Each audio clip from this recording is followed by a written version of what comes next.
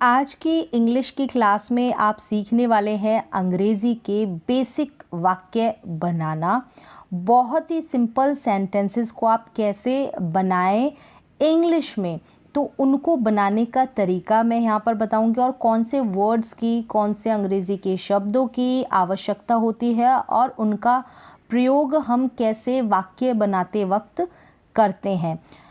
चलिए, तो बिल्कुल बेसिक लेवल की क्लास है, तो चलिए स्टार्ट करते हैं। जैसे कि आपको कुछ वाक्य होते हैं, कुछ सेंटेंसेस होते हैं, जैसे ऐसे वाक्य जैसे मैं खेलता हूँ, या फिर वह खेलता है, या फिर हम खेलते हैं, मैं पढ़ता हूँ, तुम पढ़ते हो, हम सब पढ़ते हैं, ऐसे मैं लिखता हूँ, तुम लिखते हो।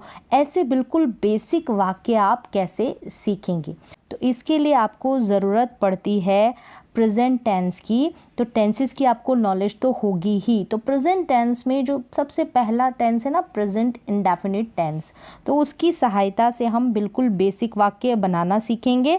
बहुत ही इजी है उनको बनाने का तरीका। तो इसके लिए सबसे पहले बहुत ज़रूरी है कि आपको, जैसे कि कुछ सब्जेक्ट होते हैं, मुख्य जो कर्ता होते हैं, मेन जो सब्जेक्ट होते हैं, जैसे कि ही हो गया, शी, इट और कोई भी नेम, तो इनकी नॉलेज आपको होनी चाहिए। मतलब कि पहली लाइन आपको एज इट इज़ ऐसे याद कर लेनी है, ही, शी, इट और कोई भी नेम, ही, शी, इट और कोई भी नेम। और नेक्स्ट है आई, वी, यू, दे और प्लूरल। इस तरीके से आपको इसी सीक्वेंस में आपको इनको याद कर लेना है। ही, शी, इट कोई भी सिंगुलर नेम होगा, यहाँ पर नेम का मतलब एक नाम, और आई, वी, यू, दे और कोई भी प्लूरल नेम मतलब बहुवचन कर्ता होने चाहिए, एक से अधिक कर्ता होने चाहिए। बहुत ज़रूरी है आपको इनको याद करना, और प्रैक्टिस करते जाएंगे तो वैसे ही ये आपको याद हो जाएंगे। अब इसके बाद आपको क्या ध्यान रखना है, आपने ये सीक्वेंस में इन सब्जेक्ट को याद कर लिया, इन कर्ता, ये जो कर्ता है इनको याद कर लिया। उसके बाद आपको ये ध्यान रखना है, जैसे कि ये पहला वाला सीक्वेंस है, पहली वाली जो लाइन है, ही, शी, इट और कोई भी सिंगुलर नेम होगा, ठीक है, वहाँ पर आप हमेशा डज का यूज़ करेंगे वाक्य को बनाते वक्त। ये आपको ऐसे ही ध्यान रखना है, ठीक है। एक बार आपको याद नहीं होगा, लेकिन जैसे जैसे आप धीरे धीरे प्रैक्टिस करते जाएंगे वैसे वैसे सीखते जाएंगे। इसमें थोड़ा समय लगता है, एक बार में आपको याद नहीं होता, एक बार में आपको समझ में नहीं आता, थोड़ी आपको प्रैक्टिस करनी होती है। अब सेकंड वाली लाइन है, ये जो सब्जेक्ट है ना, आई, वी, यू, दे और प्लूरल, इसमें आपको हमेशा याद रखना है, इसके साथ हमेशा हम डू का प्रयोग करेंगे। यहाँ पर ये कोई सेंस या मतलब नहीं देता, ये समय की जानकारी देता है, समय के बारे में बताता है, प्रेजेंट टाइम की कोई बात है उसके बारे में आपको बताता है। क्लियर हो गया यहाँ तक?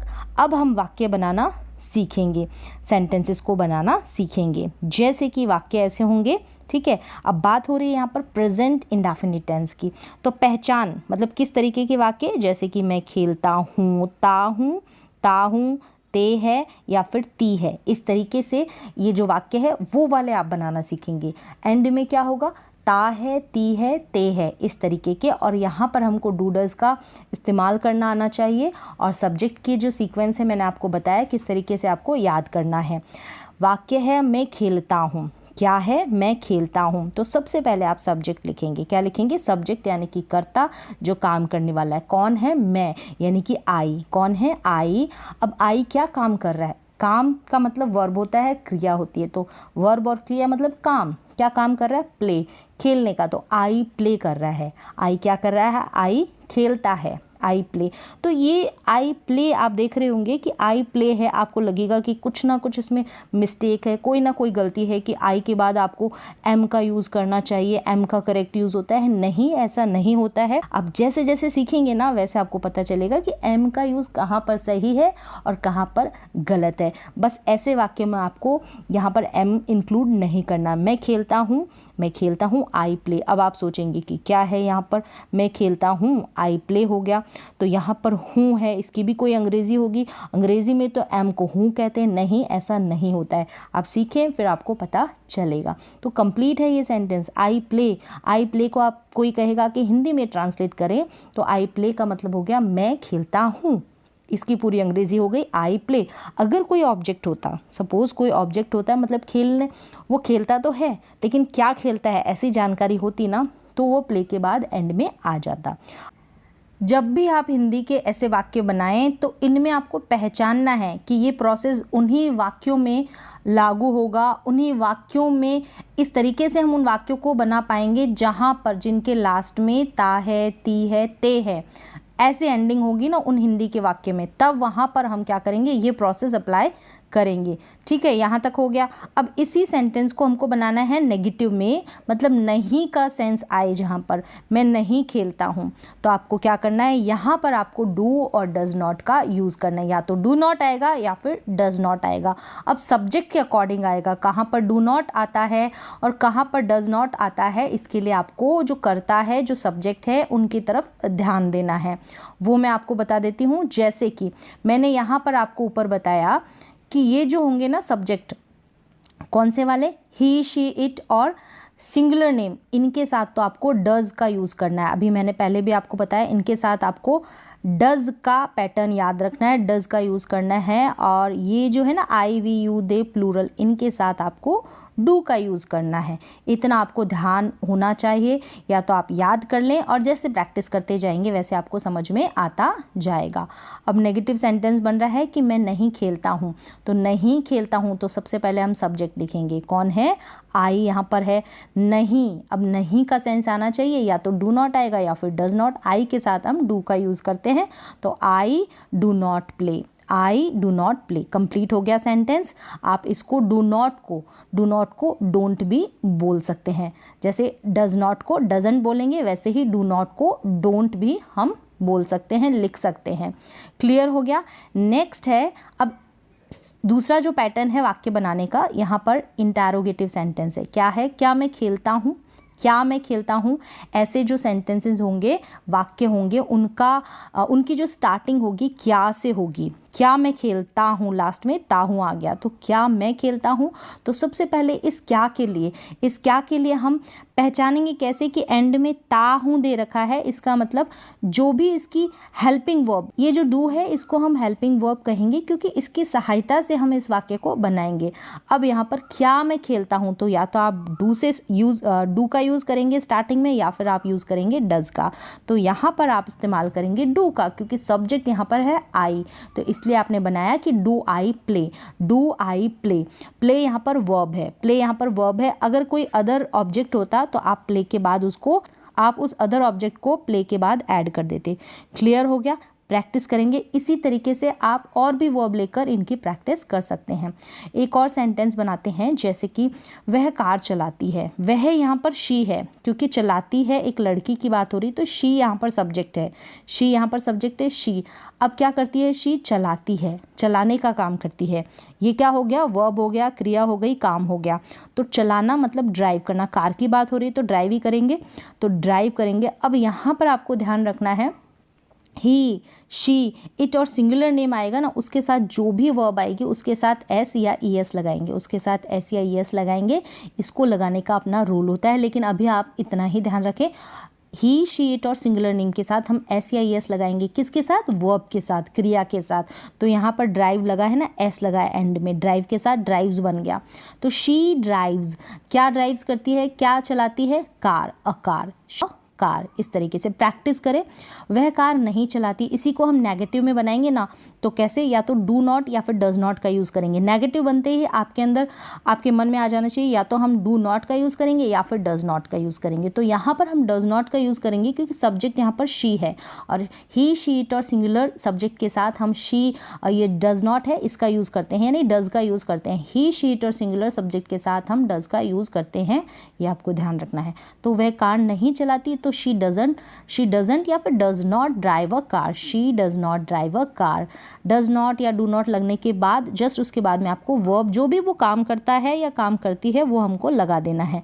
लास्ट में ता है, ती है, ते है, और अगर इसको टेंसेज में कहेंगे तो ये प्रेजेंट इंडेफिनिट टेंस है। तो इस तरीके के आप स्टार्टिंग में वाक्य बनाना सीखें। अब इसी को हम इंटरोगेटिव में बनाएंगे, simple interrogative, yes no type के। तो यहाँ है, क्या वह कार चलाती है, क्या वह कार चलाती है, तो क्या आ गया। अब यहाँ पर आपको देखना है सब्जेक्ट, तो यहाँ पर वह है, वह भी कौन सा, शी है, क्योंकि लड़की है ना, चलाती है, चलाता नहीं है, चलाती है, तो क्या वह, तो आप शी से स्टार्ट नहीं कर सकते। इसके लिए मैंने बताया इनकी हेल्प करने वाली हेल्पिंग वर्ब कौन सी है, डू या डज है, डू या डज है। अगर नेगेटिव बनाएंगे तो भी इनका यूज़ करेंगे, इंटरोगेटिव बनाएंगे तो भी हम इनका यूज़ करेंगे। तो यहाँ पर हम क्या करेंगे, डज का यूज़ करेंगे, शी सब्जेक्ट है इसलिए। तो does she drive a car, और लास्ट में इंटरोगेटिव है इसलिए क्वेश्चन मार्क लगा देंगे, does she drive a car. Clear हो गया। अब ये एक पैटर्न है सेंटेंसेस को बनाने का। तो यहाँ पर आप ऐसे ही कोई और वाक्य ले सकते हैं, सेंटेंसेस ले सकते हैं और उनको बनाने की, ट्रांसलेट करने की, बोलने की प्रैक्टिस कर सकते हैं। अब चलते हैं दूसरे पैटर्न की तरफ, वो भी प्रेजेंट इंडेफिनिट टेंस का ही है। कैसे, इसमें आप यूज़ करेंगे हैज़ और हैव का, इसमें आप यूज़ करेंगे हैज़ और हैव का। अब यहाँ पर आपको हैज़ हैव का यूज़ करना है और उसके बाद आपको पता होना चाहिए कि कौन से सब्जेक्ट के साथ हम इनका यूज़ करेंगे। जैसे कि ही, शीट और नेम आ जाएगा ना, सिंगुलर नेम, इनके साथ आप हैज़ हेल्पिंग वर्ब का यूज़ करेंगे। अब यहाँ पर हेल्प करेगा हैज़ वाक्य को बनाने के लिए। और ये जो है ना आई, वी, यू, दे, प्लूरल, मैंने आपको ऑलरेडी बताया कि ऐसे ही सीक्वेंस में आप ये जो सब्जेक्ट है, मुख्य सब्जेक्ट है, मेन सब्जेक्ट है, इनको आप ऐसे ही याद कर लें, प्रैक्टिस करेंगे तो आ जाएंगे। अब इनके साथ हम करेंगे हैव हेल्पिंग वर्ब का यूज़, यानी इनकी सहायता करेगा हैव वाक्य बनाने के लिए। अब यहाँ पर हैज़ और हैव क्या सेंस देगा कि आपके पास कुछ है प्रेजेंट टाइम में, तब हम हैज़ हैव का यूज़ करते हैं। कुछ भी है वो दिखाने के लिए हम हैज़ हैव की हेल्प लेते हैं, मदद लेते हैं। जैसे कि मेरे पास पेन है, कॉपी है, घर है, जो भी चीज़ है, जो भी वस्तु है, भाई बहन भी हो सकते हैं, फ्रेंड भी हो सकते हैं, आपके बॉडी पार्ट्स हैं, उनको भी शो करने के लिए, उनको भी अंग्रेज़ी में आप बनाते हैं ना कि मेरे 2 हैंड्स है, आई हैव 2 हैंड्स। तो इस तरीके से हम बनाते हैं, हैज़ हैव का यूज़ करके इस तरीके के वाक्य बनाए जाते हैं, ढेरों वाक्य बनाए जाते हैं। तो उनकी आप प्रैक्टिस कर सकते हैं। अब पैटर्न देख लीजिए, जैसे फॉर्मूला क्या है, स्ट्रक्चर क्या है, सब्जेक्ट और हैज़ हैव का यूज़ करेंगे। सिंपल, सबके कॉमन स्ट्रक्चर होते हैं, सिमिलर सब्जेक्ट होते हैं, बस उनकी हेल्पिंग वर्ब चेंज हो जाती है, समय चेंज हो जाता है। अब यहाँ पर मेरे पास पेन है, अब मैंने बता दिया कि आई के साथ हम हैव का यूज़ करेंगे। आप याद कर ले, आई हैव अ पेन, मेरे पास पेन है, आई हैव अ पेन, क्योंकि आई के साथ हम हैव का यूज़ करेंगे। अब इसी को अगर आप नेगेटिव में बनाएंगे, बस यहाँ पर ध्यान रखना है, अगर नहीं है ऐसा वाक्य बनाएंगे ना कि मेरे पास पेन नहीं है, तो डू नॉट का या फिर डज नॉट का यूज़ करेंगे। क्या यूज़ करेंगे, डू नॉट या फिर डज नॉट का यूज़ करेंगे।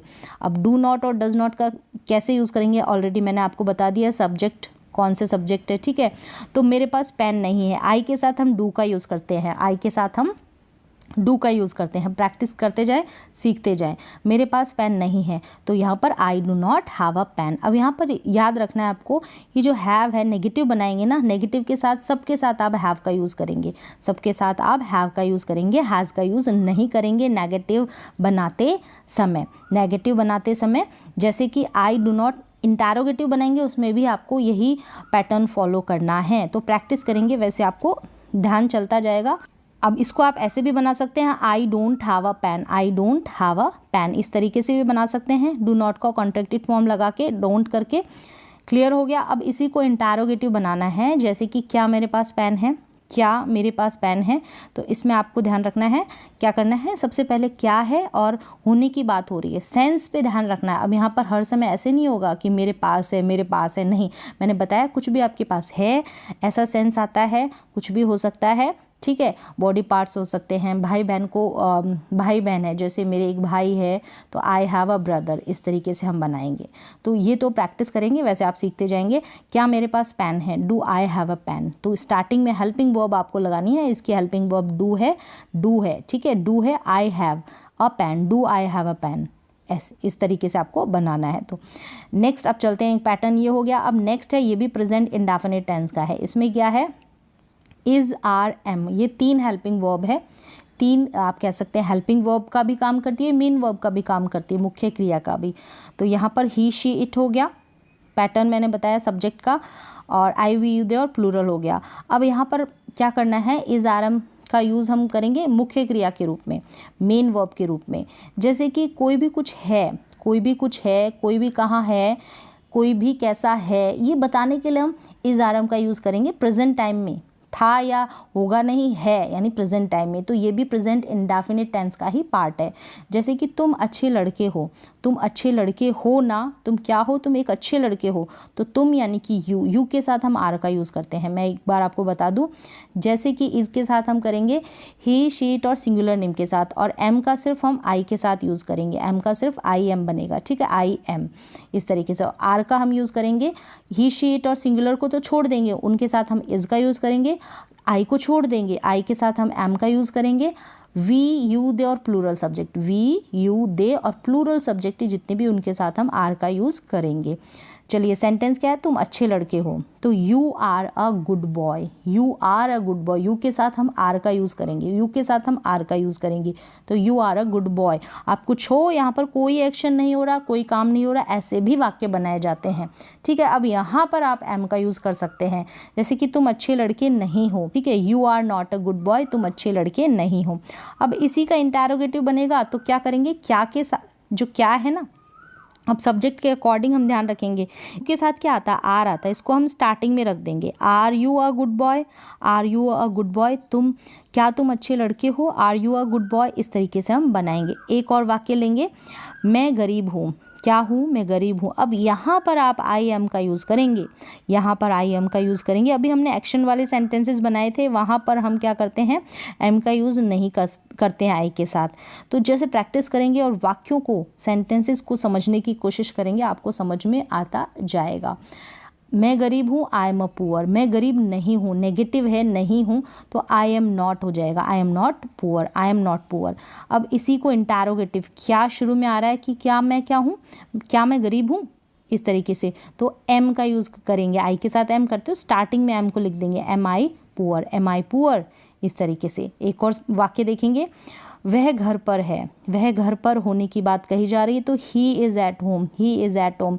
अब नहीं है तो he is not at home. अब ही के साथ हम इज़ का यूज़ करेंगे, ही के साथ हम इज़ का यूज़ करते हैं। यहाँ पर इज़ जो है, इज़ आर एम है, ये मेन वर्ब का एक तरीके से काम कर रही है, ठीक है।